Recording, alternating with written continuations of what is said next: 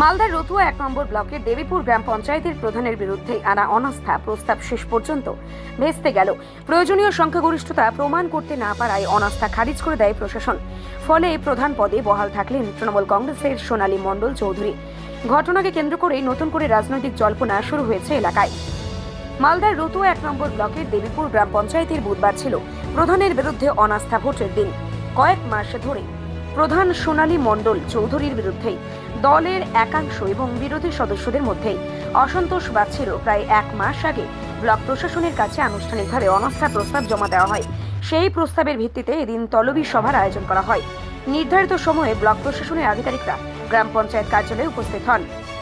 অপ্রীতিকর পরিস্থিতি এড়াতে মোতায়েন করা হয় রতুয়া থানার বিশাল পুলিশ বাহিনী। তবে নির্ধারিত সময় পেরিয়ে গেলেও অনাস্থা প্রস্তাবের সমর্থনে প্রয়োজনীয় সংখ্যক সদস্য উপস্থিত হননি। 28 সদস্যের গ্রাম পঞ্চায়েতের প্রধানের বিরুদ্ধে তৃণমূলের 5 জন, কংগ্রেসের 1 জন, সিপিএম এর 2 জন এবং 1 জন নির্দল সদস্য, মোট 9 জন অনাস্থার পক্ষে ছিলেন। অন্যদিকে বিজেপির 7 জন সদস্য রাজ্য নেতৃত্বের নির্দেশ মেনে ভোট প্রক্রিয়ার অংশ নেননি। ফলে অনাস্থা পাশ করানোর জন্য প্রয়োজনীয় সংখ্যাগরিষ্ঠতা না হয় প্রশাসন অনাস্থা প্রস্তাব খারিজ করে দেয়। এর ফলে দেবীপুর গ্রাম পঞ্চায়েতের প্রধান হিসেবে সোনালী মণ্ডল চৌধুরী পদে বহাল থাকলেন। অনাস্থা ভেস্তে যাওয়ার পর রাজনৈতিক মহলে শুরু হয়েছে নতুন জল্পনা। আগামী দিনে দেবীপুর গ্রাম পঞ্চায়েতের রাজনৈতিক সমীকরণ কোন দিকে মোড় নেয়, এখন সেদিকেই নজর রাজনৈতিক মহলের। সংখ্যা হচ্ছে 28, 13 হচ্ছে টিএমসি, 3 হচ্ছেন কংগ্রেস, 3 হচ্ছেন সিপিএম, 2 হচ্ছেন নির্দল, 7 হচ্ছেন বিজেপি। আমাদের ওই সময়টা প্রধান গঠন করেছিলাম 13 জন মেম্বার ছিল আমাদের টিএমসির, 2 জন ছিল নির্দল এবং 3 জন ছিল বিজেপির সমর্থন করেছিল। প্রধান সোনালী মণ্ডল চৌধুরী। ঠিকঠাক পঞ্চায়েত চলছিল।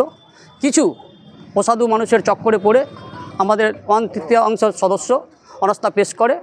আজ ডেট ছিল, সেই ডেটে যারা অনাস্থা পেশ করেছে তারা উপস্থিত হতে পারেননি এবং হননি। কী কারণ হলে সেটা আমাদের জানা নেই। পুনরায় আগের যে প্রধান সোনালী মণ্ডল চৌধুরী বহাল থাকলেন এবং সরকারি উন্নয়নকে অব্যাহত রাখার জন্য আমার পক্ষে যারা সমর্থন করেছেন তাকে আমি ধন্যবাদ জানাই, কৃতজ্ঞতা জ্ঞাপন করি। আগামী দিনে আমরা সুষ্ঠুভাবে পঞ্চায়েত চালাবার সিদ্ধান্ত নেব এবং যেন জনসাধারণের কাজ ঠিকঠাক করতে আমরা পারি, এই বলে আমি বক্তব্য শেষ করছি। উপস্থিত কেউই হননি। হ্যাঁ, সংগঠিত ছিল কিন্তু উপস্থিত ওনারা কেউ হননি, বিপক্ষে কেউ উপস্থিত হননি। আজকে প্রধানের তলবি সভা ছিল। আমার বিপক্ষে 1/3 মেম্বার তলবি সভার প্রস্তাব এনেছিলেন। আজ তার মূল তলবি সভা, কিন্তু ওনারা কেউ টাইমে উপস্থিতি হতে পারেননি। আমার পক্ষে সংখ্যাগরিষ্ঠ মেজরিটি সদস্যগণ আস্থা রেখেছিলেন, তাই আমি মেজরিটি সদস্যগণকে একান্ত ধন্যবাদ এবং আমার কৃতজ্ঞতা জ্ঞাপন করি। সোনালী মণ্ডল চৌধুরী।